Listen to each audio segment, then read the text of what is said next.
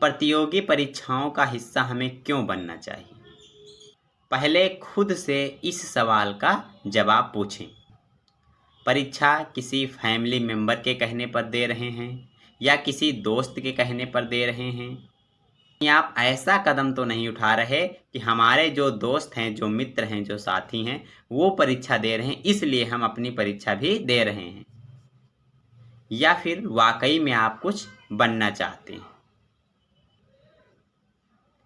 इन सवालों के जवाबों को समझने की अत्यंत ही ज़रूरत है साथियों। परीक्षा तभी दें जब आपको लक्ष्य स्पष्ट हो। क्या करना है, क्या नहीं करना है, यह अवश्य ही तय कर लें।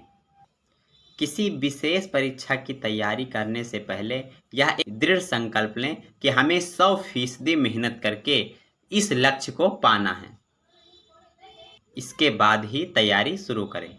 तैयारी करने से पहले एक शेड्यूल बनाएं। किस शेड्यूल में कौन से टॉपिक कवर होंगे, इसका अत्यंत ही विशेष ध्यान रखें। पढ़ाई अगर प्लान करके की जाए और सख्ती से उसे फॉलो किया जाए तो 50% रास्ता यहीं पर साफ हो जाता है कि आप उस लक्ष्य तक पहुंच सकते हैं। और यही वजह है कि प्लानिंग सफलता का प्रथम चरण होता है, जो इंसान को उसके लक्ष्य तक लेकर जाता है। इसलिए इन बातों का विशेष ही ध्यान रखें। जो भी प्लानिंग आपने बनाई है उसको पूरा करने के लिए टाइम का मैनेजमेंट करना अति ही आवश्यक है। टाइम मैनेजमेंट के साथ ही यह भी विशेष ध्यान रखें दोस्तों कि अपने आप को फ्रेश और एनर्जेटिक कैसे रखना है। आप लगातार पढ़ाई नहीं कर सकते।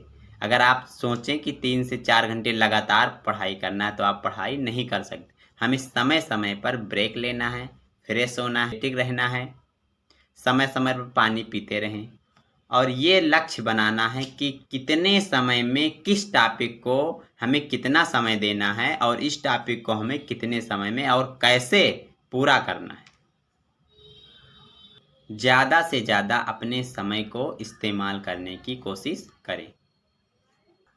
ध्यान रखें कि आपका टाइम मैनेजमेंट आपको सफलता की ओर ही ले जाता है। कुछ बच्चे दोस्तों शॉर्ट स्टडी का रास्ता चुनते हैं। किसी फॉर्म में अप्लाई किया और उसकी एक